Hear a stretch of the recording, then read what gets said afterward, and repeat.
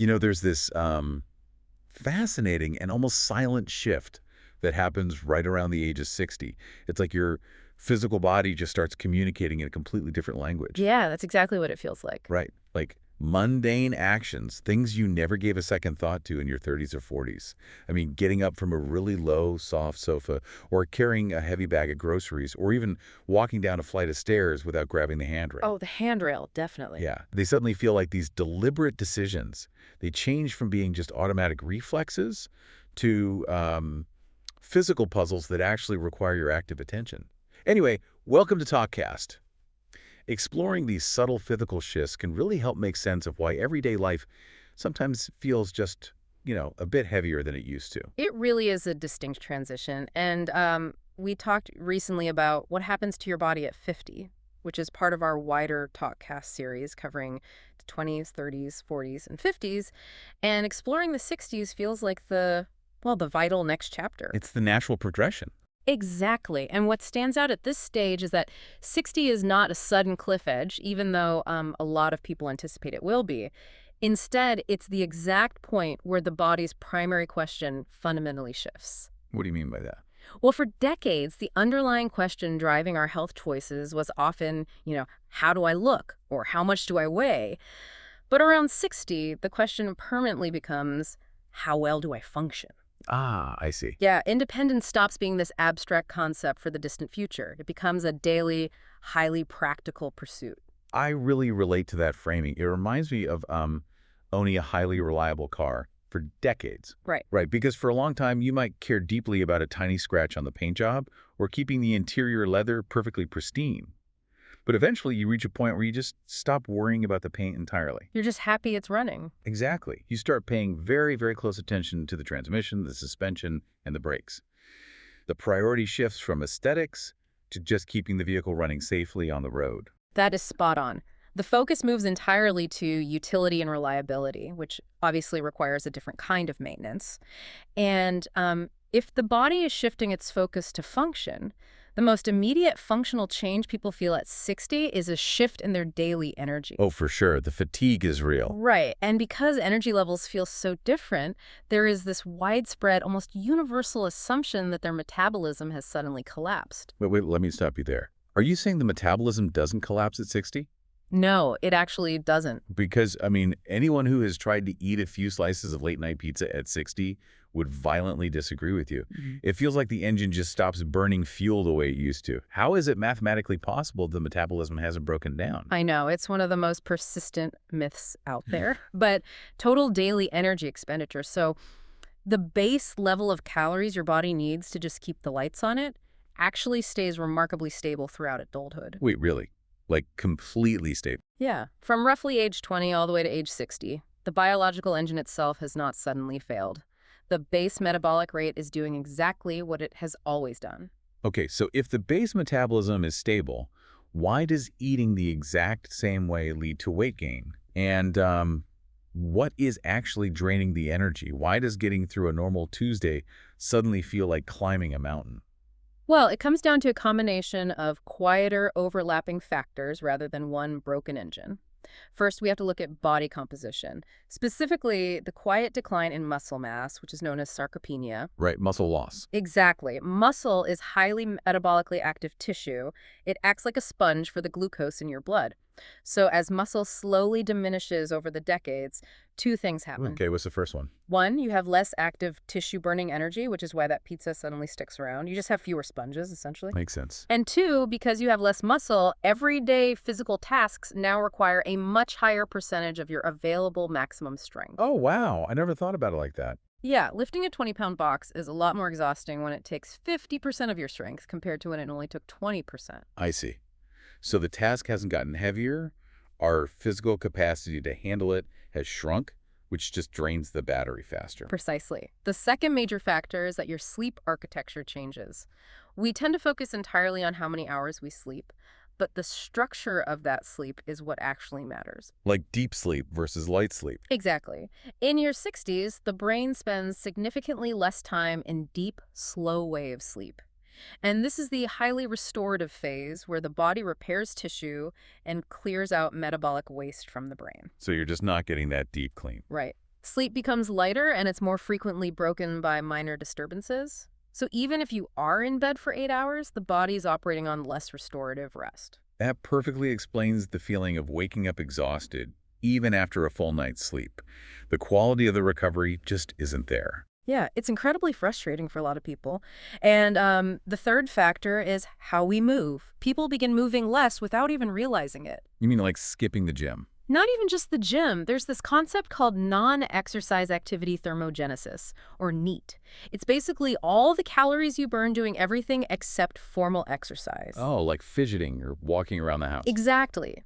Fidgeting, pacing while on the phone, taking the stairs, bending down to pick things up.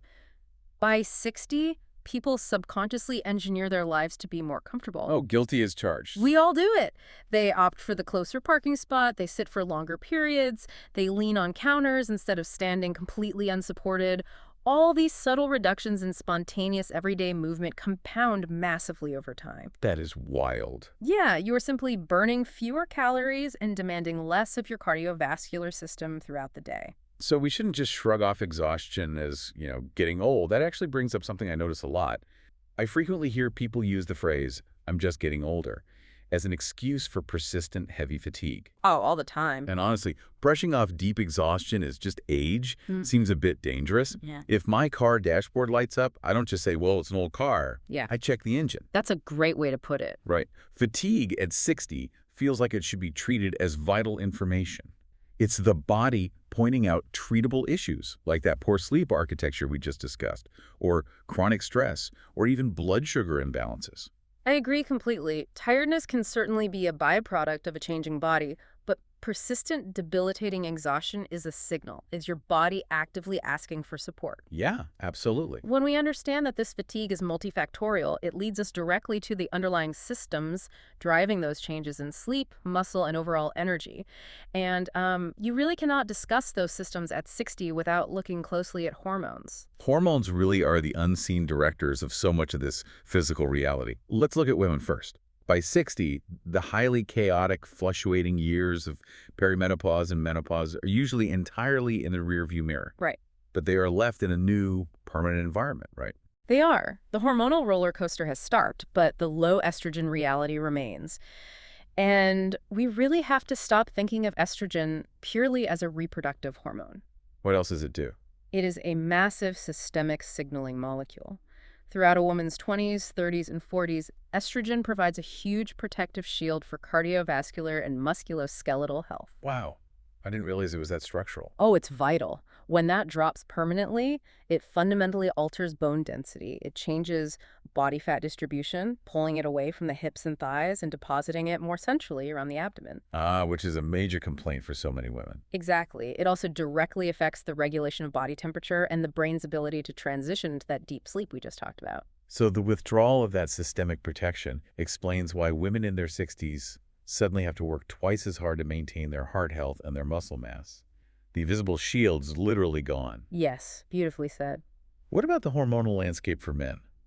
The conversation around men's hormones often feels much quieter. It is quieter, and that's because the male hormonal shift is much slower, which is exactly why it flies under the radar. Men experience roughly a 1% drop in testosterone per year, usually starting way back in their 30s or 40s. Just a slow drip. Exactly. By the time a man reaches 60, that gradual decline has accumulated into a noticeable deficit. But it is a slow slope, not a sudden drop. That is an interesting distinction, because I see men blaming a sudden, total collapse of energy entirely on their testosterone levels, as if they fell off a cliff overnight. Right, but that's rarely the whole story. Based on what you're saying, it's more like blaming a slow leak in one tire for why the car won't drive. Mm-hmm. The reality is you have a slow leak in the tire, but you've also stopped starting the engine regularly, you've loaded the trunk with extra cargo, and you're using the wrong fuel. That is exactly it. The hormonal decline is absolutely real, but it's mixing with years of lower physical activity, more time spent sitting, and lighter sleep. It's that specific combination that creates the feeling of hitting a wall. The slow leak analogy works perfectly because it highlights the compounding effect. It's never just the hormone in isolation, it's the physical and behavioral environment the hormone is operating in. Right. And that exact combination of hormonal shifts, quiet muscle loss, and lifestyle adaptations is why the body stops feeling automatic. And the loss of that automatic, reflexive feeling ripples into areas we rarely associate with fitness or mobility, like our physical senses and our cognition. I'm so glad you brought up the senses. If the body is dealing with lower hormones and lost muscle, it makes sense that the physical hardware feels different. But I've noticed friends in their 60s complaining about things that seem entirely disconnected, Like what? like suddenly hating busy restaurants or avoiding social gatherings. Is that part of this same physical shift? It absolutely is, and it usually comes down to a highly underappreciated physical factor, hearing loss. Oh, really? Hearing loss. Yes. About one-third of adults over 60 experience some degree of age-related hearing loss. And it's not just a matter of things sounding quieter, where you simply turn up the television volume. It's a loss of clarity, particularly in distinguishing speech from background noise. So if you're listening to this and you've noticed you're avoiding your favorite busy coffee shop lately, take a second to ask yourself, is it because you don't like the coffee anymore? Or is it because the background noise is mentally exhausting? That is the exact question people need to ask. Struggling to hear in an environment with clattering dishes and multiple conversations requires an immense amount of cognitive effort. The brain has to work overtime to fill in the missing auditory blanks. That sounds draining. It rapidly drains a person's social energy. Often, an individual will start declining invitations to dinners or crowded events simply because the auditory processing is too tiring. And people probably misinterpret that. Constantly. From the outside, family members frequently misread this as irritability or a sudden desire to isolate, when in reality, the person is simply exhausted from the physical effort of trying to follow the conversation. That is heartbreaking, honestly. To be misunderstood as antisocial when you were just physically depleted from trying to connect with the people around you. And it perfectly illustrates how a physical sensory deficit acts as a massive drain on the brain. Which brings us to another major concern at this age: cognitive changes. People in their 60s talk constantly about brain fog. What is actually happening in the brain on a biological level at this stage? Well, the brain does undergo structural physical changes. There is a slight shrinking in overall volume, particularly in the frontal cortex and the hippocampus, which handle executive function and memory. Okay, so a physical shrinkage. Yeah. Furthermore, the myelin, which is the protective sheath around the nerves that allows signals to travel quickly, it can degrade slightly. So the wiring gets a little frayed. Essentially, yes. This means the communication between neurons becomes less efficient. This is exactly why multitasking feels significantly more overwhelming than it used to, or why recalling a specific name on demand takes a few extra seconds. The signal is just traveling a bit slower. But there's a massive difference between processing speed and overall capacity, right?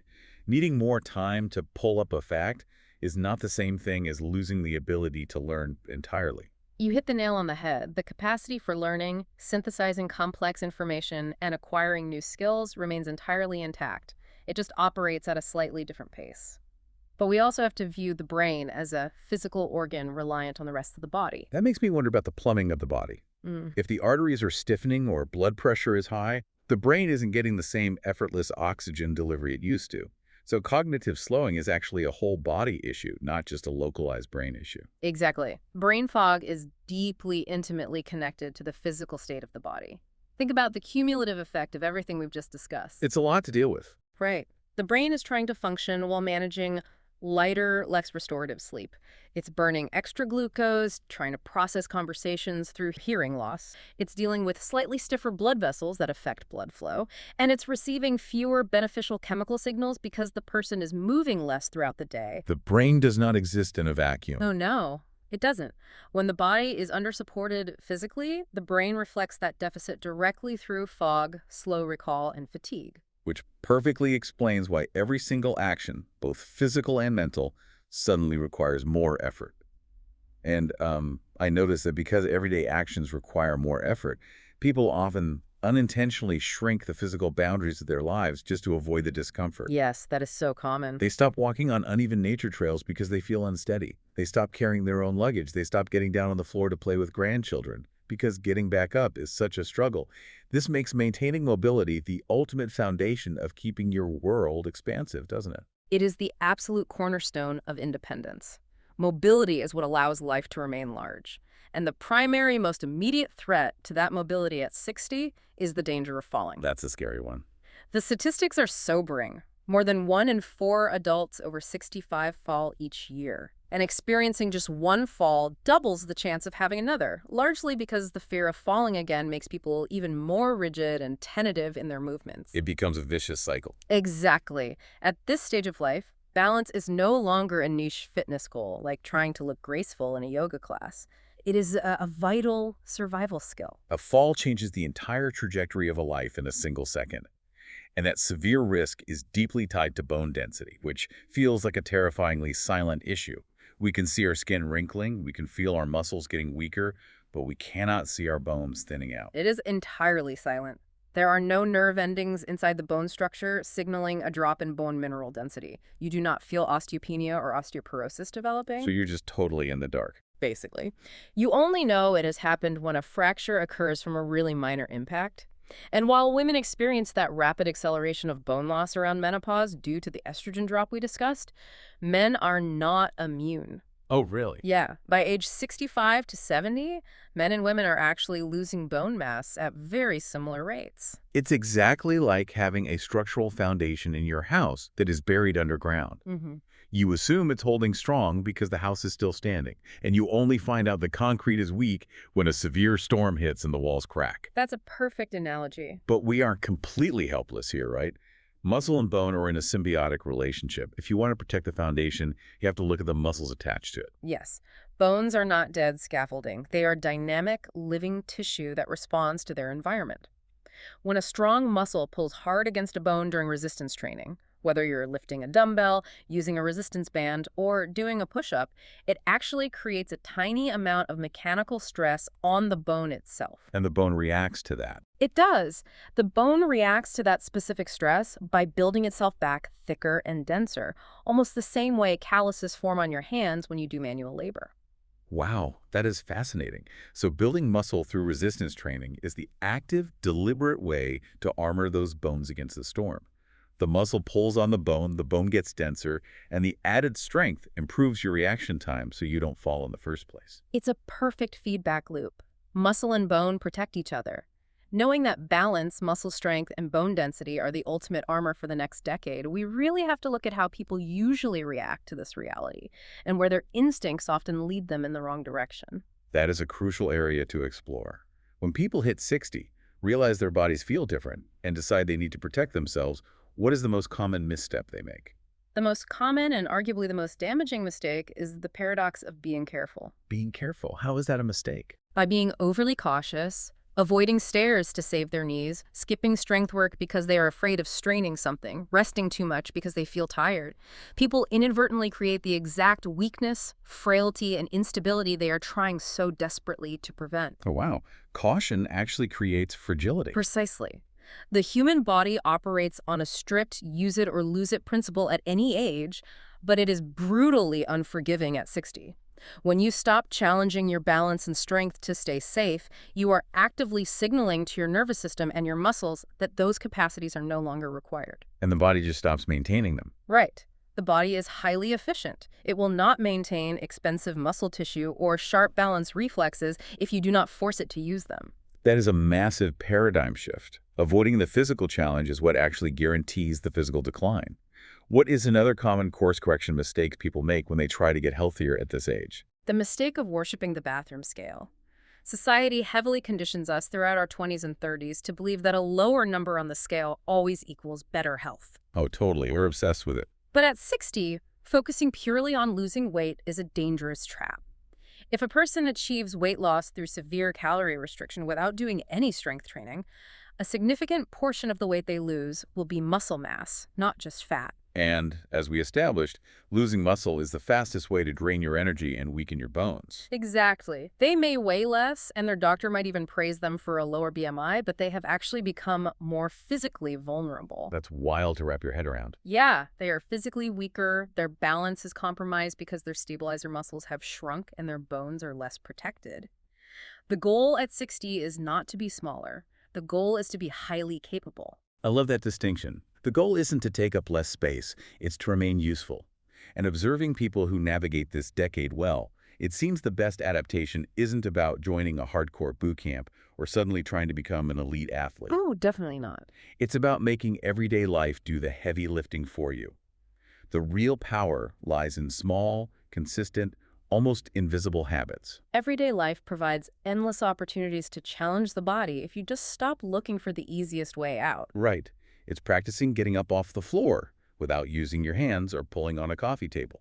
It's voluntarily carrying your own heavy groceries to maintain grip strength, which is heavily correlated with overall vitality. Yes, grip strength is huge. Or simply practicing balancing on one leg while you're brushing your teeth, or standing near a chair at home. You don't need a gym membership to weave physical training into the very fabric of your day. What's so encouraging about that approach is how incredibly accessible it is. Preserving your independence rarely comes down to one heroic fitness decision or, running a marathon.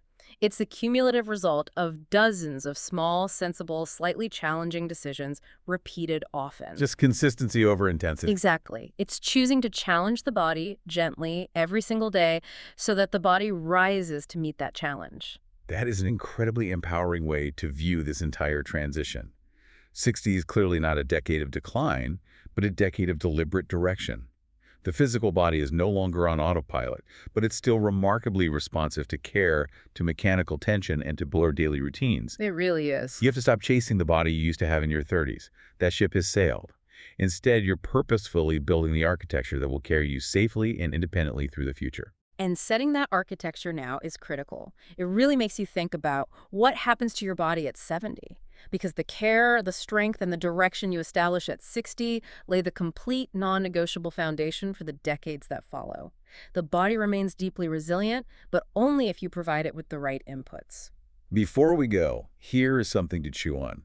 We spend so much time and money designing our physical world to be effortless. We buy incredibly soft, low couches, we install ramps, we rely on handrails, we purchase shoes that do all the stabilizing for us. If our built environment is intentionally designed to demand absolutely nothing from our muscles and our balance, is our own comfortable living room actually what's accelerating our physical decline? Think about it. Thanks for listening to TalkKast.